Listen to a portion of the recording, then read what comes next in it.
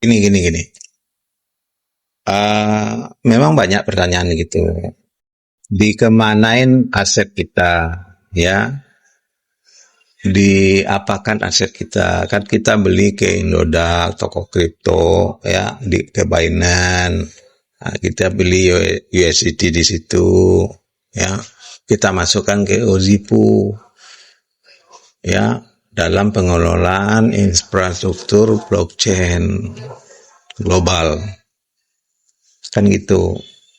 Nah, terus kita dapat keuntungan. Dari mana keuntungan yang diperoleh oleh Ozipu ini supaya bisa membayar membernya? Kan gitu. Ya. Nah, gini teman-teman. Ozipu tidak melakukan trading. Ya. No trading. Jadi tidak berisiko. Jadi kalau dalam trading, ya, baik itu PAM namanya, percent allocation manajemen modul, itu ada di forex, itu kan dikelola oleh satu akun oleh manajer trading. Nah, itu juga berisiko, ada MC-nya juga, ya, ada loss-nya juga, kan risiko. Nah, baik itu trading kripto maupun trading forex. Nah, Ozipu tidak melakukan itu. No trading. No mining. Ozipu tidak melakukan mining, membuat koin diminingkan. Ya, tidak. Kita tidak ada koin, kita tidak mendapatkan koin. Murni membuat ekosistem, ya, infrastruktur blockchain, di mana mendapat keuntungan dari transaksi jual beli, ya, transaksi transfer yang namanya gas fee. Ya, bagi yang tahu dengan konsep cryptocurrency, si keuntungan pemilik blockchain adalah dengan adanya gas fee, adanya transfer, jual beli, transaksi, NFT atau segala macam di kontrak pintar segala macam. Ya, atau kedepannya membuat anakan, misalnya token seperti Binance, seperti Ethereum, seperti Tron, kan ada anakannya, ya, seperti, ya, adanya transaksi menggunakan blockchain, itu aja. No trading, no mining, no staking, ya, seperti bisnis-bisnis yang lain, ya. Owner tinggal ngasihkan tokennya ke akun kita, nanti kita beli, ya. Itu kan keuntungan individu seorang owner. Di sini enggak. Ozipu tidak melakukan itu. Atau penjualan di market, ya. Ozipu juga menjual koin-koinnya di market. Enggak. No trading, no mining, no staking, no market sell. Enggak. Ozipu murni dari penciptaan cloud infrastruktur blockchain, malah pertama di dunia. Jadi cloud ini menghubungkan membaca dengan bandwidth poolnya, membaca dengan teknologi, dengan speed kekuatannya, seluruh transaksi yang ada antar blockchain. Dari situ mendapatkan keuntungan. Ya, blockchain sendiri aja mendapatkan keuntungan dari gas fee. Ibaratnya gini teman-teman, dari manakah Keris mendapatkan keuntungan? Kan sama-sama teknologi tuh.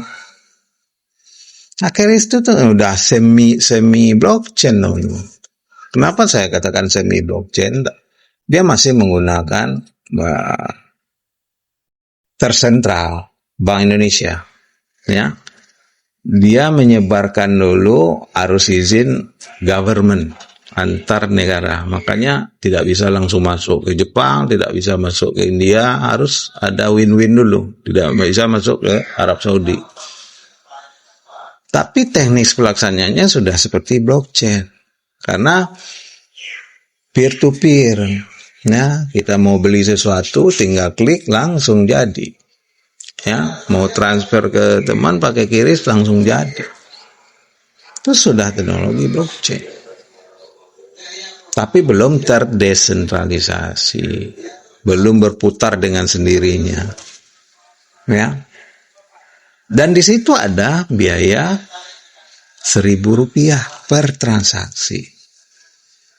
Bayangkan keuntungan QRIS, teman-teman. Berapa? Anggap saja penduduk Indonesia yang menggunakan belanja pakai QRIS itu 1 juta. Ya, kali Rp1.000 berapa?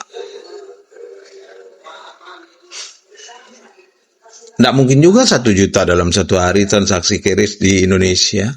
Sebanyak itu penghuninya. Anggap 10% penghuni Indonesia menggunakan QRIS. Ya, 250 juta atau 300 juta orang. 10%-nya 30 juta. 30 juta kali 1.000. 30 miliar. Satu hari, teman-teman. Itu keuntungan dengan teknologi yang diciptakan oleh QRIS itu sendiri. Apalagi OVO, apalagi transaksi antar bank, ya BCA ke Mandiri itu dikenakan ya BI Fast-nya 2.500. Itu kan keuntungan si pemilik teknologinya, bisa transfer antar bank, ya. Belum lagi virtual account, ya. Nah, logikanya begitu kalau menurut dasar ilmu logika, ilmu lapangan. Seperti Ozipu. Ozipu menciptakan teknologi antar blockchain yang bisa memvalidasi validator, ya, yang bisa membranded poolnya dengan teknologi transaksi antar blockchain. Nah, di situ ada keuntungan. Ditambah lagi, itu yang pertama, keuntungan lainnya, setiap deposit yang digunakan oleh para mitra itu membayar gas fee. Nah, di situ ada nilai keuntungan juga, ya, gas fee-nya yang didepositkan oleh mitra. Artinya makin banyak mitra, makin banyak demands, penyebaran demand, makin banyak yang deposit. Atau orang deposit awalnya 50 menjadikan 1.000, kan deposit lagi. Nah, itu ada biaya transaksi antar blockchain. Yang ketiga, ada lagi untuk withdrawal. Dalam bisnis tentu setiap peserta tentu melakukan withdrawal. Ya, walaupun syarat withdrawalnya ada $10. Ya, makin banyak peserta, makin banyak withdrawal, ya udah jelas keuntungan perusahaannya, keuntungan dari sistem ini ada. Jadi tidak gambler, tidak melakukan trading, tidak apa. Yang sudah dipastikan hasilnya dari cloud infrastruktur blockchain ini, ekosistem yang diciptakan oleh Ozipu ini. Logikanya kalau seperti itu panjang nggak proyeknya? Karena dia tidak memperjualbelikan aset kita. Dia tidak mengambil resiko mencari keuntungan dari aset kita. Enggak. Dia sudah ada teknologi sendiri yang bisa menghasilkan laba. Sekarang Anda mau ikut serta, berapa kemampuan Anda? Silakan ambil. Gitu, teman-teman. Logikanya begitu. Belum lagi yang tertahan di dalam sistem ketika pairing yang belum terbayar, adanya kaki gajah, batasan minimal WD yang $10 yang belum terbayarkan, itu kan numpuk di dalam cloud system ini. Dan itu akan terbaca semua.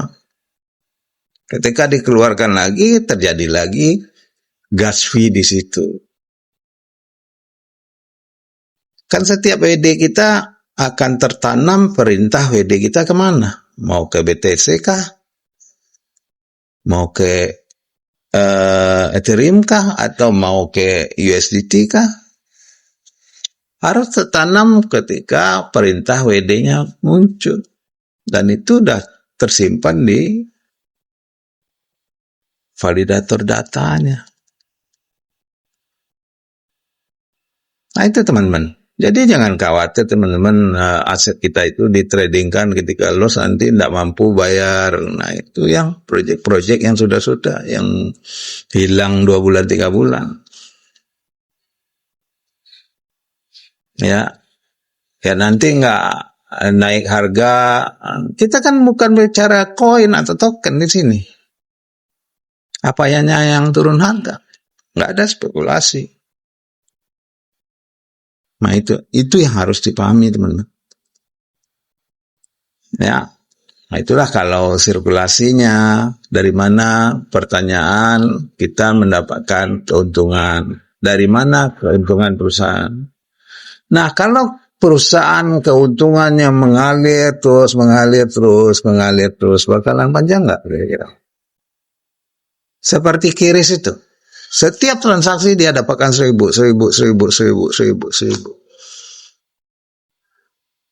Ya. Malah bank saja berpacu untuk menciptakan kiris ke usaha-usaha menengah. Dia kan diciptakan itu, barcode-nya itu. Seperti halnya kita. Kita mau bikin barcode USDT ya, kita create barcode USDT. Teknologi apa? Gitu teman-teman. Jadi jangan khawatir ini diputar di mana atau pengumpulan dana apa, enggak.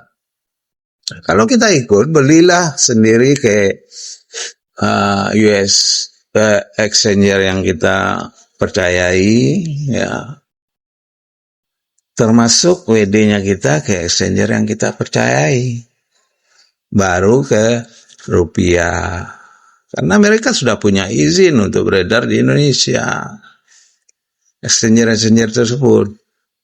Kita dapatnya Bitcoin dari mana, kita beli dari mana, investasi di mana, kita masukkan Bitcoin ke exchanger itu sah saja. Karena dalam cryptocurrency tidak ada yang mampu mendeteksi kita punya koin berapa.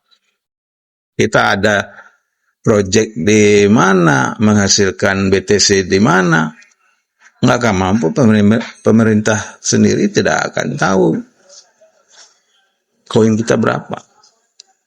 Itulah cryptocurrency, keamanan tingkat tinggi dalam currency. Ya. Jadi kalau kita cairkan ke tempat yang resmi, exchanger. Nah, exchanger inilah yang punya izin untuk menerima, membeli, menjual cryptocurrency di negara Indonesia. Seperti itu, teman-teman.